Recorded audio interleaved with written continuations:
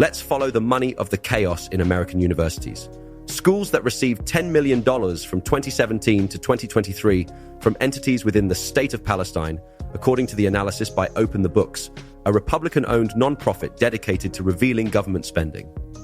That is not even to mention donations from China, Qatar, and Russia, to name a few. Welcome back to another podcast from Awesome Seminars. In the last podcast, we discussed the spreading chaos on university campuses by pro-Palestine students who are protesting against an alleged genocide in Gaza, even though there isn't one. Today, I want to look at the money trail. We need to ask one question: who is funding them and why? The answer, or at least a part of it, seems to lie in the influence of foreign donors. The Institute for the Study of Global Anti-Semitism and Policy, ISGAP, has released new research uncovering previously unknown revelations about the flow of funds from Qatari foundations to Cornell University. The Institute's website is worth visiting, and feel free to donate to their work. Their findings shed light on previously undisclosed channels through which billions of dollars have been directed to Cornell and other universities that raise significant concerns about transparency and foreign influence. As I mentioned, I very much recommend that you look at the website of the Institute for the Study of Global Anti-Semitism. Their research is vital to understanding more about the crisis we are facing. With the US elections coming into play, we have to ask ourselves, is there a bigger picture that we're missing? Are these sponsorships innocent philanthropy or strategic plays in a global power game? The research exposes the staggering scale of Qatari funding to Cornell, with over $1.95 billion USD donated directly to the university from 2001 to 2023. As they conclude, this makes Qatar the largest direct foreign donor to the university, some 30 times higher than the next largest, Hong Kong, which has donated just $69 million USD since 1995.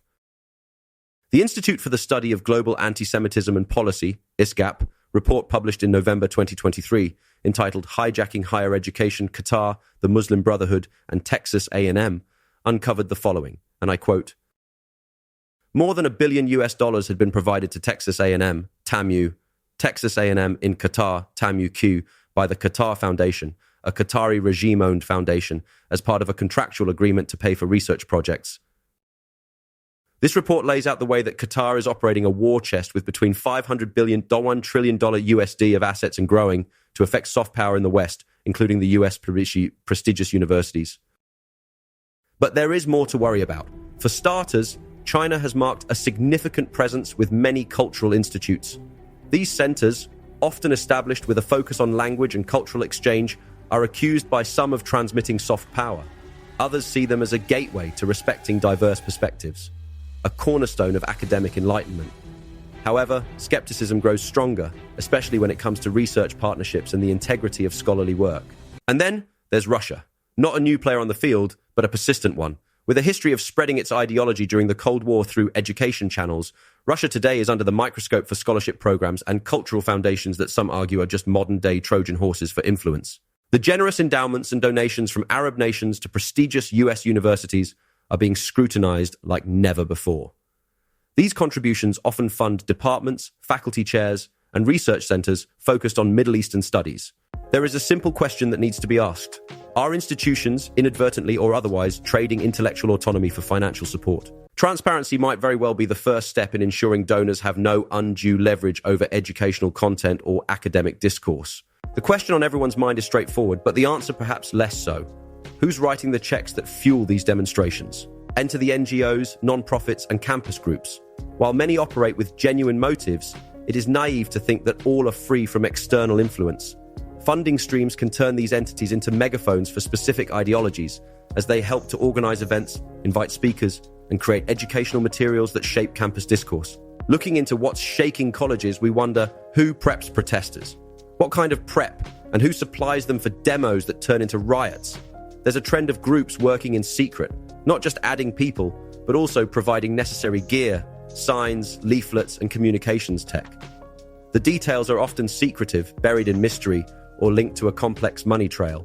But the organized nature can't be overlooked. There's a link to hardcore anarchist groups. The People's Forum, which is this non-profit group that doesn't pay taxes and usually throws these rallies that kind of hype up regimes from countries like Venezuela and Cuba, is rumored to have a hand in the Colombia protests. But honestly, there's no proof of any of that. So, The Daily Mail, which leans pretty heavily to the right in Britain, claimed that the big boss at People's Forum, Manolo de los Santos, was like, let's crank up the heat on Joe Biden this summer and shake things up so politics as usual just can't happen here. And get this, the New York Times published an article last year saying the Chinese Community Party might be slipping some cash to the People's Forum. And then there's the Free Gaza movement, a name that triggers instant recognition for its staunch and vocal stand against the Israeli blockade of Gaza.